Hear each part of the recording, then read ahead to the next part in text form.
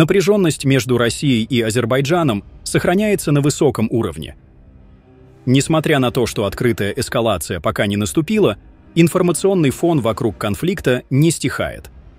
Символическая «звезда любви и ненависти» в отношениях Владимира Путина и Ильхама Алиева продолжает ярко гореть на кавказском небосклоне, отражая сложную смесь сотрудничества и скрытого соперничества. Текущая конфигурация российско-азербайджанских отношений была предсказана еще в конце 2020 года, когда уже были заметны контуры будущих региональных изменений.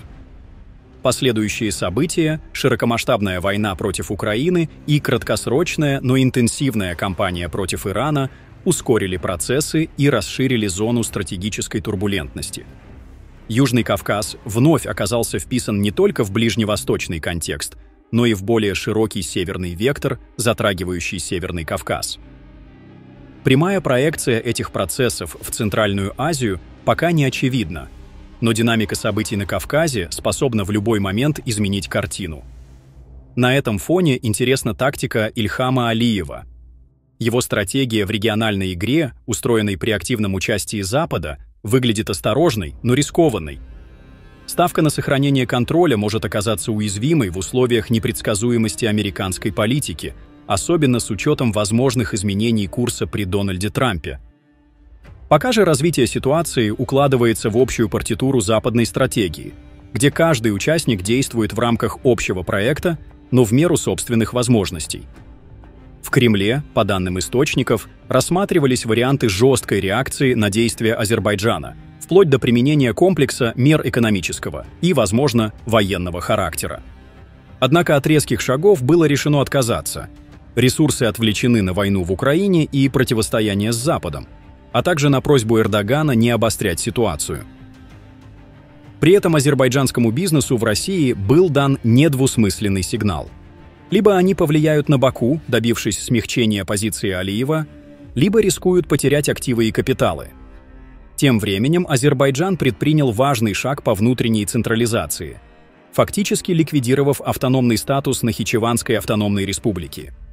Конституционные поправки лишили спикера парламента автономии реальных полномочий, передав всю вертикаль власти под прямое подчинение президенту.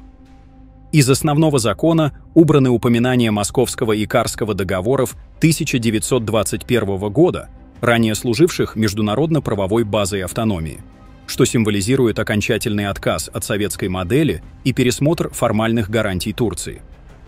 Решение также ослабляет традиционный баланс с внешними державами и отражает стремление Баку устранить клановое влияние, в частности, семьи Талыбовых. Этот шаг был предпринят в условиях, когда Россия ослаблена, Армения нестабильна, а Иран погружен в противостояние с Израилем. Одновременно Москва усиливает работу с постсоветским пространством через новые инструменты. Сергей Кириенко, курирующий внутреннюю политику, расширяет влияние на внешние направления, особенно в Молдове, Армении, Абхазии и Южной Осетии. В отличие от предшественников, он действует открыто, используя политтехнологии как ключевой элемент стратегии.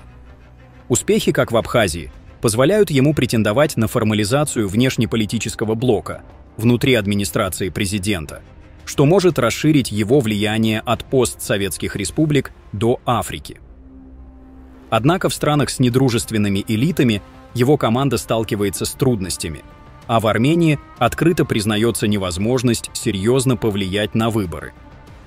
Отдельный пласт обострения российско-азербайджанских отношений связан с фигурой миллиардера Года Нисанова, предпринимателя азербайджанского происхождения, имеющего тесные связи с представителями российской элиты, от главы СВР Сергея Нарышкина до депутатов Госдумы и телеведущих.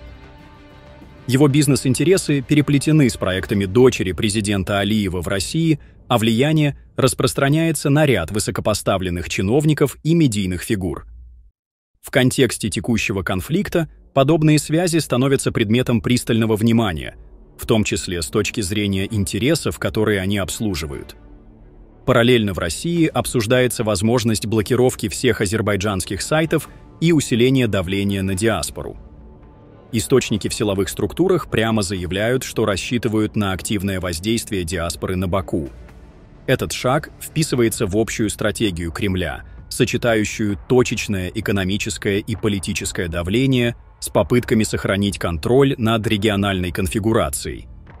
В совокупности все эти процессы формируют сложную, многослойную картину, где Южный Кавказ выступает одновременно ареной региональных амбиций и узлом глобальных стратегий. Исход противостояния во многом будет зависеть от способности ключевых игроков – Москвы, Анкары, Баку, Еревана и Тегерана – балансировать между внутренними вызовами и внешним давлением, при этом не теряя инициативы в быстро меняющемся международном ландшафте. Постскриптум. Внутриполитическая ситуация в Армении остается тревожной. По нашей инсайдерской информации, полученной от бывшего представителя спецслужб Армении, Сергей Кириенко курирует вопросы, связанные с ситуацией в Украине, а также предстоящими выборами в Молдове и Армении. По словам источника, в отношении Армении активность проявляют не только российские структуры, но и другие внешние игроки, действия которых находятся под внимательным наблюдением.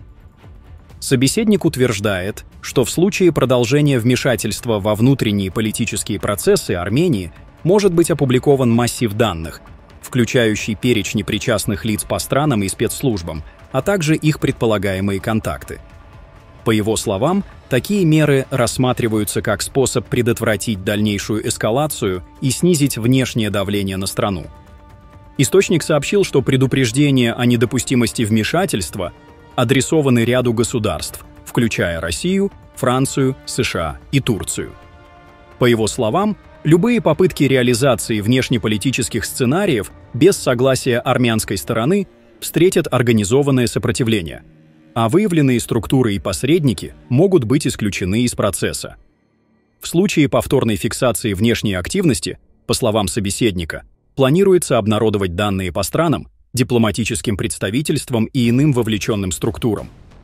Он подчеркнул, что, несмотря на ограниченные размеры, Армения располагает ресурсами и возможностями для защиты своего политического суверенитета.